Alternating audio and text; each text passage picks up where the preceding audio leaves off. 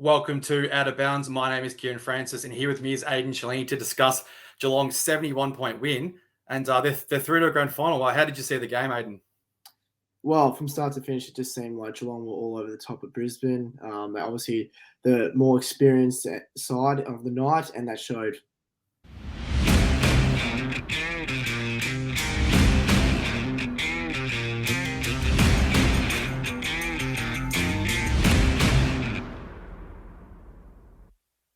Yeah, it was a bit touch and go early. Geelong were obviously on top at the start of the game, and then Brisbane had a decent period. But you kind of always felt as if the Cats sort of had the upper hand throughout the game. Yeah, absolutely. I mean, the experience showed. Led by Patrick Dangerfield, Joel Selwood, and Tom Hawkins. It's simply a great performance by the whole Geelong outfit. And what an amazing performance by Dangerfield. I mean, looking at his stats, 28 disposals and 22 of them were kicks, 2 goals. He had 720 metres gained, which was actually 300 metres more than any other player on the field, which was Zach Bailey, was actually the next best. So he actually took some intercept marks in the first quarter as well. His impact was just outstanding. Yeah, well, I mean, when the ball had to be won in that first term, when really the game was hot, the players weren't necessarily clean. Obviously, a prelim final, big stage, MCG, with the grand final on the lines, Patrick Dangerfield stood up, 2 first quarter goals, 9 touches and multiple clearances. He really was. He showcased why he was, a former Brownlow medalist, and a big reason why the Cats are actually now into a grand final that has eluded them from a couple of years now. But yeah, he's doing quite well. He hasn't had a particularly amazing season by his standards. He's obviously had injuries, and there was some interesting usage of him in the game against Collingwood in the qualifying final. We saw that he was brought off the bench, and it seems to me that Chris Scott's managed him quite well, and it looks like he's absolutely peaking at this time of season, because that was easily his best game of the season and in the biggest game of the season so far. Yeah, absolutely. Well, I think I saw some stat not long ago that Geelong actually fielded one of the oldest teams ever to play a game in this preliminary final against Brisbane Lions. So Chris Scott obviously has to look at managing some of his experienced players, like we've said, Dangerfield, Selwood, Hawkins, even Blitzer, some of his key players. And he seems to be getting them, perfectly right at the end of the year, which is obviously the time you want to be playing well. And the Brisbane Lions, it was a bit of a capitulation almost by them. How did you see how they went? Well, yeah, unfortunately, there was too many bystanders. A lot of them, I felt, in my opinion, were just kind of looking on to see, a Lockie Neal or a Zach Bailey or a Dane Zorka to kind of carry the team a little bit. I felt no one really wanted to kind of take the moment for themselves and really kind of get their team back into the contest and swing their momentum their way. How did you see it, Kieran? I thought they really struggled to move the ball. I mean, obviously they had a lot less inside 50s, but they just had no presence along the wing in terms of marking targets. So they just couldn't really get any quick entries inside 50. We saw that they did late when Geelong took the foot off the pedal, but yeah, they didn't really have much presence. Their ball movement was quite disappointing. Some of their leaders, I thought Eric Hipwood early on in the game, he was arguing a lot with the umpires, and then he dropped a mark which cost him a goal, and at that stage he didn't actually touch the ball, and it was kind of just synonymous as to their performance, because Hipwood was crucial last week for in the game against Melbourne, 4 goals, and Brisbane really needed these kind of players to really be lifting and be strong in the games. I mean, it could have even been worse. So Geelong obviously didn't kick very straight either. Yeah, I mean, that second quarter, I think there was how many gettable chances, especially by Tom Hawkins himself, but there was other Cats players as well that probably really should have put the sword to the throat type scenario, where the Lions probably couldn't have any chance of actually coming back at all. Obviously, in the end, it was a demolition and a one-way affair. But I mean, that game could have been well and truly over, halfway through that second quarter. How did you see Geelong's methodology, how they went about their style of play to win the game? Well, Chris Scott historically has always provided a very defensive and methodical approach. Now, what's different from these previous years to 2022 is their ability to force turnovers between the arcs and then move that ball quickly, catching defenders out, and allowing Jeremy Cameron, Tom Hawkins, Gary Rowan, and even players like Brad Close and Tyson Sengel to really get out the back and get it back into space. And I feel that, their combination between the aerial prowess with Sam DeCone and Tom Stewart, even Jed Hughes not allowing his opponents to actually, mark a contested ball. Obviously, Mark Blitzars gets back into the defence to help out his teammates. Really owned the air, especially against the Lions tonight, and then they just slingshot that ball straight to the centre corridor. How do you find them? Yeah, I mean, they're just an incredible team. You look at the teams that are left. Well, obviously Brisbane are gone, but Sydney and Collingwood are also incredible teams. But just the way Geelong have set up, they're so experienced, and just they take the tackle instead of dishing the ball out to possibly letting the opposition get it. They'll always work the ball over the boundary line when they're under pressure. They generally kick the ball along the boundary line if there's no target. The change that's been this year is that they will try to bite off that kick through the middle, but they're still very smart about it. They'll only bite it off if there's a 95% chance that it's going to be, and they don't turn the ball over very much. And I saw a stat on the night that the number one from scoring from turnovers, and then they're also the number one preventing scores from turnovers. So they're just an incredible team unit. But as you mentioned with their transition, what they do is it's almost like a counter-attacking style of play. They get numbers behind the ball, and they've got players like your De Konings, your Henrys that can take intercept marks. And then opposition teams are forced to push up and chip the ball inside 50 to numbers. And then, as you said, they slingshot off the back. And players like Brad Close and Graham Myers were excellent today. I mean, they probably had they both had over 20 disposals. They both contributed to the scoreboard. Tyson Stengel as well. And they slingshot off, and they actually get one-on-one looks in with Hawkins and also Cameron deep inside. And Stengel's just devastating how many times you see Stengel running into the 50 and the ball going over the top as well. And it's just, they're actually getting heaps of looks where it's one-on-one, whilst the way they play, oppositions really aren't, because they're such a good team unit. They push back and they don't allow oppositions to get quick ball in there. We saw Collingwood get some quick ball in there against them when the game was close, but Brisbane didn't get any in there at all. We'll move on. In terms of Brisbane, there was plenty of disappointing players in the night. Yeah, I mean, starting probably at the top, obviously he had a lot of attention to him, is Lachie Neale. A lot of talk during the week was about who Chris Scott could send to him. Was it going to be Mark O'Connor, the medical sub from their first qualifying final, brought in as a pure tagging role? Was it going to be potentially Tom Atkins just putting time around the stoppages? Was it, funnily enough, Mark Blitzarves, or was it maybe someone else? And I noticed tonight there was 3 plays that Chris Scott used. It could have even been more. I mean, he thinks of options very fast and very wide to make sure his team is well prepared to win the game, and obviously now going to a grand final. And I noticed that Mark Blitzarves, both Joel Selwood and Tom Atkins, all put time into curbing Lachie Neale's influence. Now, Joel Selwood and Tom Atkins are both well known and well renowned for their grunt around stoppages, not allowing their opposition to get easy ball kind of through the middle, and obviously allowing that 6-6 rule to come into play, which would work perfectly for Geelong, because once you kind of stop Lachie Neale, there wasn't a lot of players tonight, unfortunately, that didn't stand up. And then when Mark Blitzarves actually came into the picture was his aerobic capacity. As we all know, Mark Blitzarves is a fantastic aerobic athlete, obviously with his height, and he can also run quite well across the ground. And Lachie Neale was just unable to kind of break all those 3 tags and really get onto any of them. I guess it speaks volumes of Geelong's team mentality, is that they actually worked as a team to shut down Lachie Neale. I mean, Neale was probably almost close to Brisbane's best player of the night. He had the most. He had 20 disposals. Interestingly, he had 6 clearances. I remember him having 2 probably in the first 30 seconds of the game, or the first few minutes of the game. So it just shows you how hard they worked at the stoppages to nullify Neale.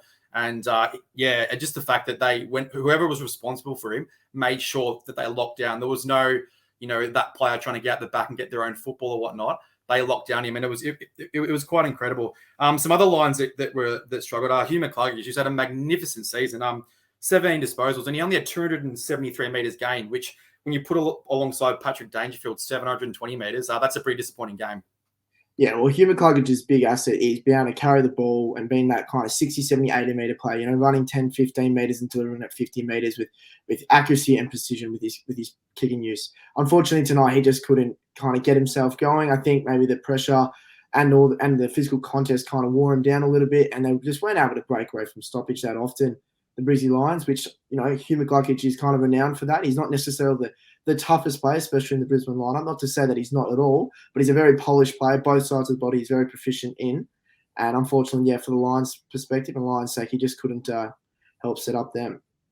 I thought it was interesting watching Dane Zorko tonight. There's been some murmurings that he's been carrying an injury this year, which would kind of make sense because he's been played pretty much everywhere other than the midfield. We've seen him, up forward and down back and everything. But the Lions skipper, 11 disposals. He's obviously been in the headlines quite a bit. He's getting on in age. He's the wrong side of 30. How do you see his performance, and also in terms of his career going forward? Yeah, unfortunately for Zorko and the Brisbane Lions, he just didn't perform in the big stage. Unfortunately, yeah, as you mentioned, Kieran, he is kind of nearing toward the end of his career. Whether that means kind of just relinquishing captaincy and potentially going one more year again, that's obviously maybe up to him and obviously the football club. But yeah, unfortunately, yeah, the performance tonight was subpar, to say it frankly. And it's not just him. There was a range of Brisbane Lion players who just didn't seize the moment. I feel also that given the fact they've had two really big weeks, starting obviously with that close elimination win against the Richmond Tigers up at the Gabba, and then also coming down to Melbourne to play Melbourne in Melbourne last week in the semi-final was also a big task. And I felt maybe the third week was just pushing them a bit too far, and I think it actually showed tonight, unfortunately. Just wanted to ask you about how you saw how the Brisbane Lions forward line functioned.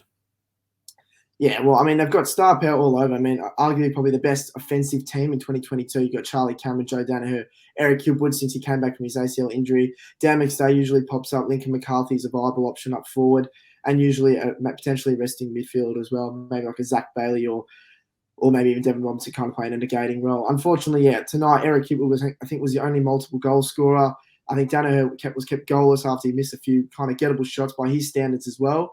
I just felt, yeah, after the last fortnight, it's been a really big fortnight for the Brisbane Lions, as I said, coming down from the Gabba after that big elimination final win and knocking over Melbourne. I think the task was probably a bit too much for them.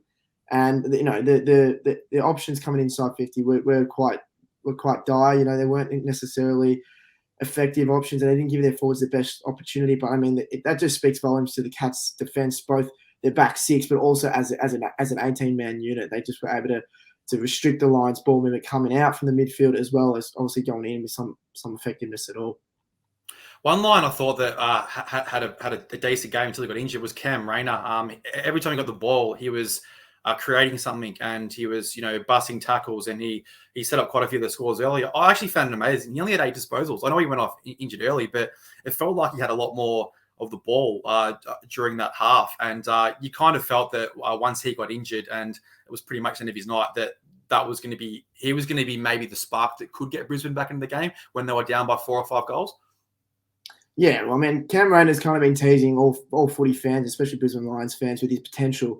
Obviously, pick number 1 in the 2017 draft. He had started as a forward to kind of build up his tank, and obviously had some kind of setbacks with some injuries over the last couple of seasons. But now this season was kind of a breakout year for him, where he's really coming into his own. Obviously, really understanding his physical attributes as well as his actually footballing ability, and he's slowly actually combining the two. And obviously, unfortunately, his injury, I think he ended up getting subbed out, or if not, kind of limped through the whole game. So, it was just a bad night for him, and hopefully he bounces back better next year.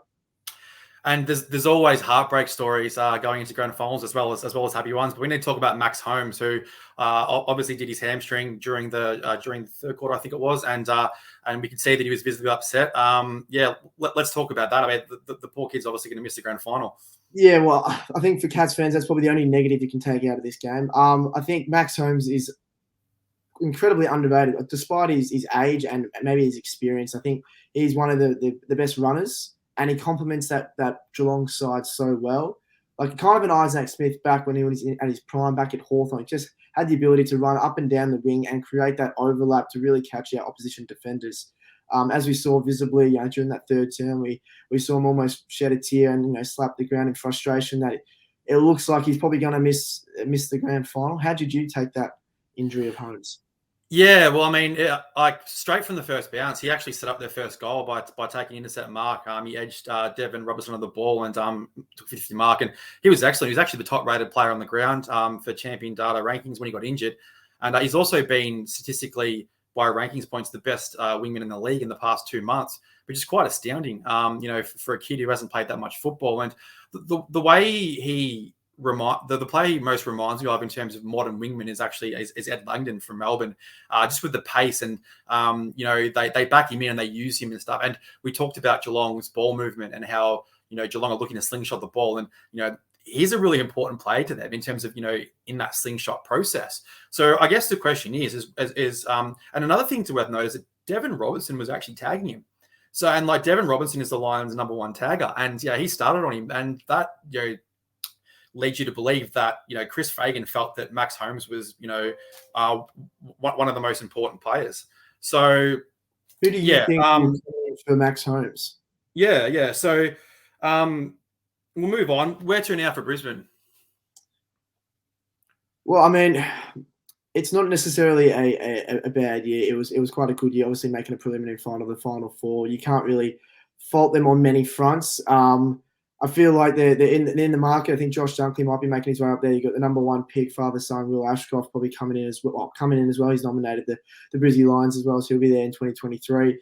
They've got a lot of youth, which is incredibly exciting. As you mentioned, Cam Rayner, he's slowly starting to come into his own. Eric Hipwood, Joe Danaher, a lot of Lockie Neal's probably still in his prime. Harris Andrews probably can still grow a little bit more. Now, can the Cats be stopped?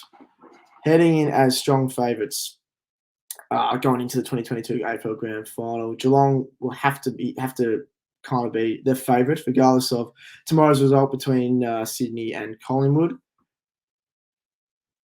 And I just think the way they're playing and their strength in numbers and the way they're playing for a whole as a team, Geelong definitely have to be the favourites going in, regardless, as I said before, of tomorrow's results. I mean, they've got stars on every line, as we saw tonight. Jeremy Cameron, I think, had a relatively quiet game given his lofty standards, and he, popped up for a goal or two, and they didn't necessarily need him. The backman, maybe aside from Stewart, they didn't get high possession numbers or incredible stats that just pop off the screen when you see them. As I said, they're a very, very well-oiled machine at the moment. That Chris Scott really has them going quite well, and they're peaking right at the right time as well. So you can't really argue with their premiership credentials. But on to tomorrow's game, Sydney and Collingwood. I mean, it's such an intriguing game. Sydney obviously have the home ground advantage at the SCG. Previously beaten Collingwood there about, I think, 4 weeks ago in round 22 by 27 points, I think it was. So 5 goals. And that day they just absolutely demolished. They demolished the Magpies that day. And the reason was for that because they took Collingwood's unpredictability away from them. Collingwood like to play that slingshot, kind of erratic ball movement that kind of catches opposition off guard, as well as going through the corridor and really giving their forwards opportunities to score. Sydney at round 22, their ability to firstly intercept the ball around half back or even centre wing, and then kind of control the ball methodically and then work their way up toward the ground until they gave them their forwards options such as Isaac Heaney, Lance Franklin, I'm pretty sure had a day out that day as well. Sam Reid's becoming quite an asset for John Longmire and the Swans, and obviously you got Tom Papley on the ground and Will Hayward who just keep performing week in, week out. So do the Pies have a chance? I think they may potentially upset. I mean, the way they've played that last fortnight, unfortunately, they didn't get over the Cats in the qualifying final. I mean, leading most of the game, probably one of the best finals we've seen so far, although there has been plenty. They're definitely playing some good footy, and they demolished Fremantle last week. And although the margin said it was only 20 points, from start to finish, it looked like a Collingwood game through and through, whether that was the home crowd advantage or the fact that Collingwood just playing a little bit better than the Fremantle Dockers. It was just an absolute scintillating performance by the Collingwood Football Club. And they've really given themselves a big opportunity to upset the Swans at the SCG and join Geelong in the grand final, which, if they do, will be kind of a replica of the 2011 grand final, which will be an interesting matchup. But that's all from us here at Sporting News. Hope you have a good night and enjoy the rest of the finals. See you later.